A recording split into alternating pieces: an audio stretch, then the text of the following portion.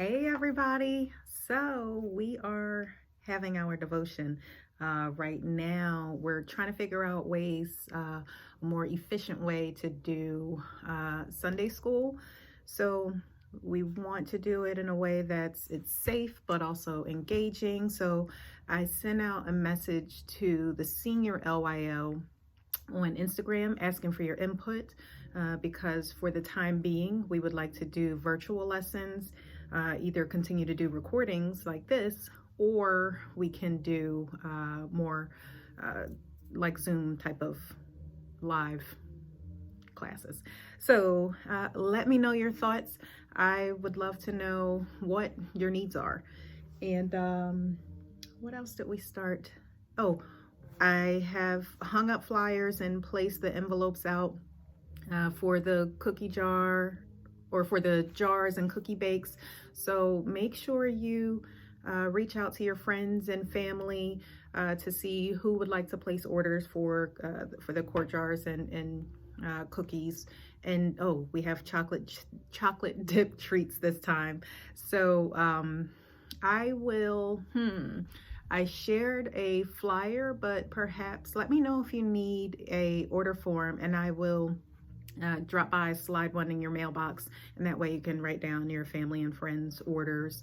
You know that we are doing it by household this time, so one household will make chocolate chip cookies, another household will make all the sugar cookies, another household will do all the oatmeal raisin, and so on. Same goes for the quart jars.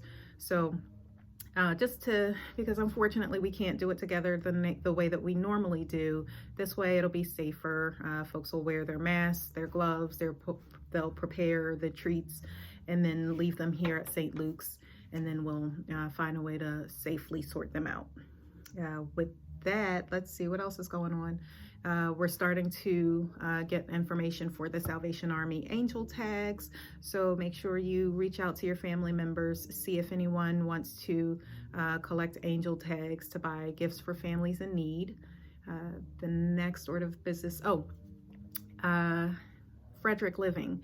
So there's the adopt a grandparent, and we are taking names for that as well. And it's $15, and it goes towards a gift for the residents at Frederick Senior Living.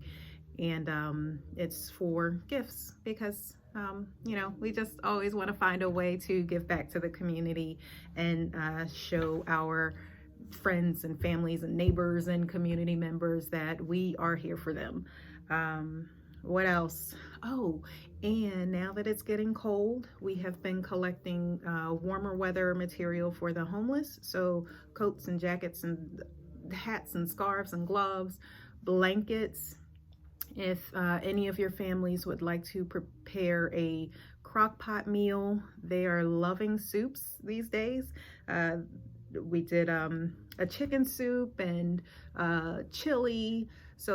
And you can just pop a few things in a crock pot, let it cook overnight, and I will find a way to safely grab it from your porch. I'll make sure I clean it out and return your crock pot when it's done. But it's a huge help, and the folks love it and they look forward to it, and it's just something nice to keep them warm while they're outside. All right, that being said, we are doing our devotion based on Christ in our home, and we're going to read Matthew 25 verses 14 through 30.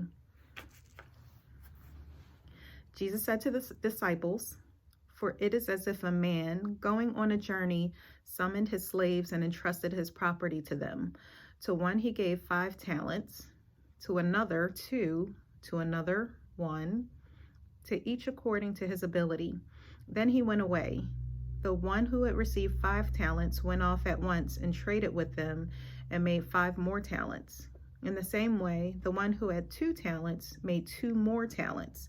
But the one who had received the 1 talent went off and dug a hole in the ground and hid his master's money.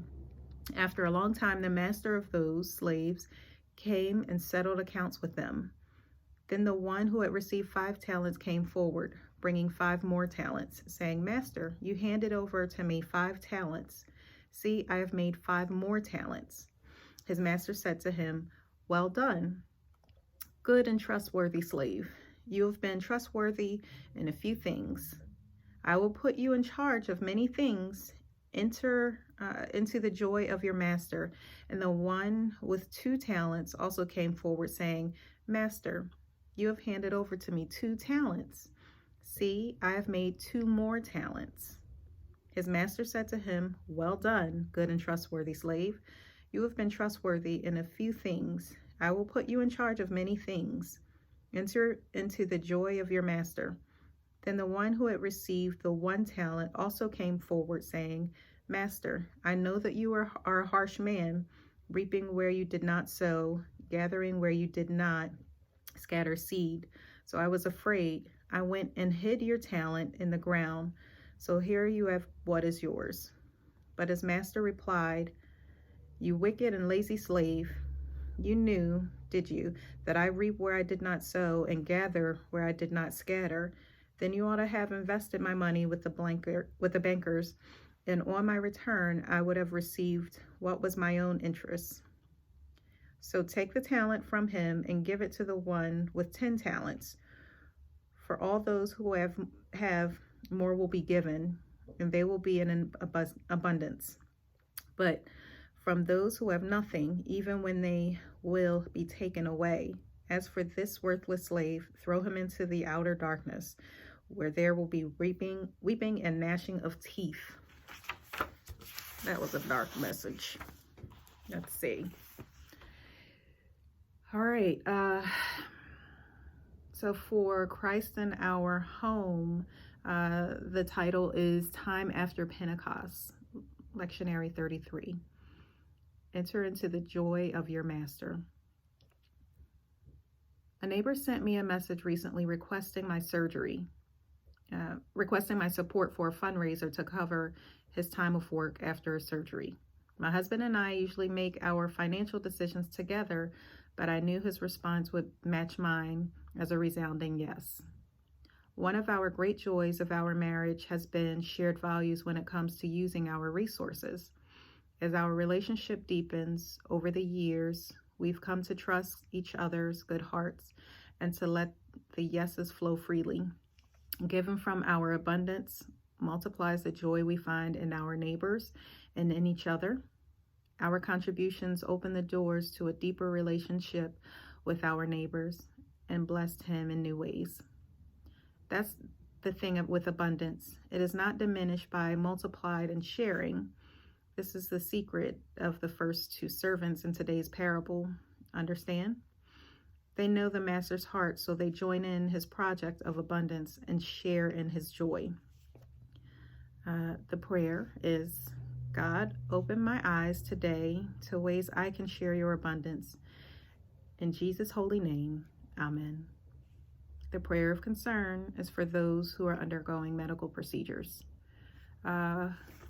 Again, when I think about the upcoming fundraisers that we have going on, the cookies, we usually donate at least 100 dozen to Salvation Army for the families in need.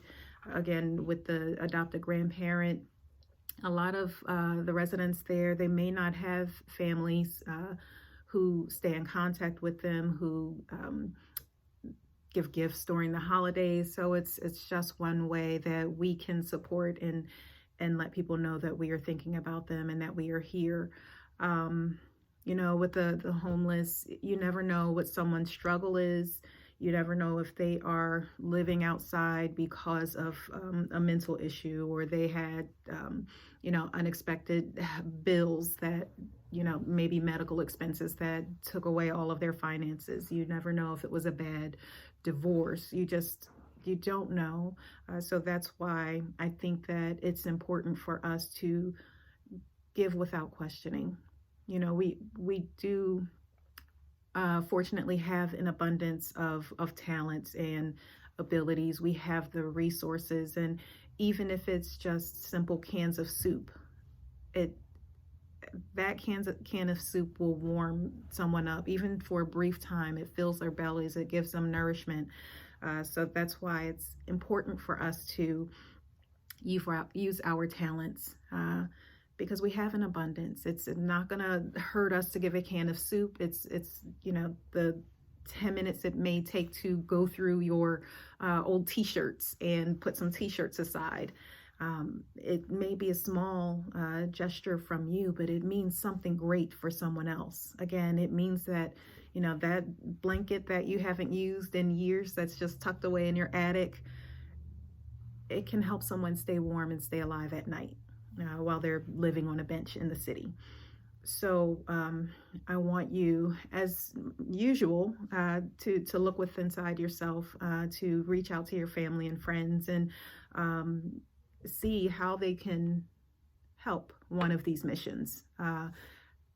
Whether it's volunteering, it's contributing, it's saying a prayer, it is, passing the word, it's sharing the flyer.